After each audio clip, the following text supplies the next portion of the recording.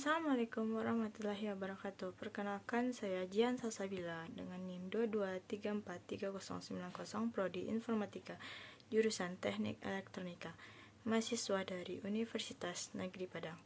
Di video ini saya akan membahas sebuah kasus kenakalan remaja terkait bullying yang terjadi di UNP sebagai tugas akhir dari mata kuliah Pendidikan Pancasila dengan dosen pembimbing Ibu Huma Makrido Kholing, SPD, MPD.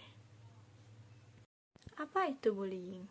Bullying adalah bentuk tindakan atau perilaku negatif agresif seperti mengganggu, menyakiti, atau melecehkan yang dilakukan secara sadar sengaja dengan cara berulang-ulang oleh seseorang atau sekelompok orang untuk menyebabkan ketidaksenangan atau menyakiti orang lain. Secara psikologis, bullying dapat dipicu sikap-sikap negatif seperti perasaan iri, dendam, dan permusuhan antar remaja. Dari sisi pelaku, biasanya bullying dilakukan karena kepercayaan diri mereka yang cenderung rendah. Bullying menjadi sarana si pelaku untuk mencari perhatian orang-orang di sekitarnya. Bentuk bullying yang terjadi dapat berupa: pertama, verbal, di mana kekerasan yang dilakukan berupa ejekan, makian, cacian, celaan, fitnah.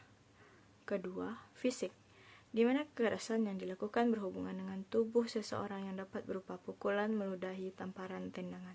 Ketiga, relasional, di mana kekerasan yang terjadi karena munculnya kelompok tertentu yang berseberangan dengan kelompok ataupun individu lain hingga adanya pengucilan.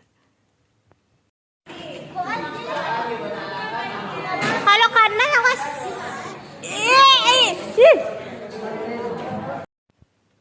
Berdasarkan kasus tersebut, si pelaku atau bisa disebut Saipul ingin menghapus sisa makanan di mulutnya ke tas korban atau bisa disebut asih. Walaupun si Saipul hanya sekedar bercanda, tapi tidak sekali dua kali saya melihat Saipul ini menjahili asih, seperti mencuri pena asih, mengganggu asih saat belajar, dan memukul tangan asih. Perilaku tersebut tidak mencerminkan sikap seseorang mahasiswa dan tidak terlaksanakannya dengan baik Pancasila di kehidupan sehari-hari. Kasus bullying dianggap sebagai pelanggaran sila kedua Pancasila karena hak dan martabat seseorang tidak dihargai, di mana seorang individu diperlakukan tidak setara karena individu lain menganggap dirinya lebih baik dalam segi tertentu. Melihat realitas kasus bullying yang terjadi di sekitar kita memperlihatkan bahwa Pancasila hanya dijadikan sebagai bahan hafalan semata, serta dengan adanya bullying menunjukkan bahwa implementasi dari nilai-nilai yang terdapat dalam setiap sila Pancasila tidak diamalkan dengan benar dalam kehidupan sehari-hari. Misalnya dalam sila pertama yang berbunyi ketuhanan yang Maha Esa, yang di dalamnya terdapat makna toleransi antar umat beragama, dan dengan adanya kasus bullying menunjukkan bahwa tidak adanya rasa saling menghormati antar umat beragama.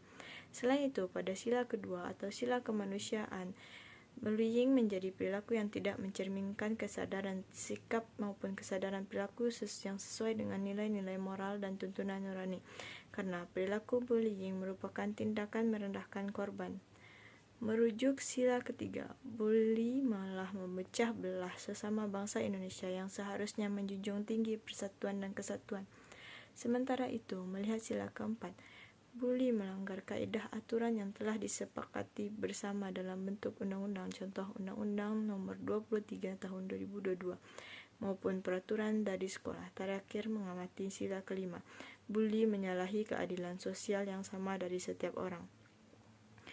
Oleh karena bullying merupakan tindakan yang tidak sesuai dengan Pancasila, sebagai warga negara yang baik diharapkan mampu memaknai serta mengamalkan Pancasila dalam kehidupan sehari-hari.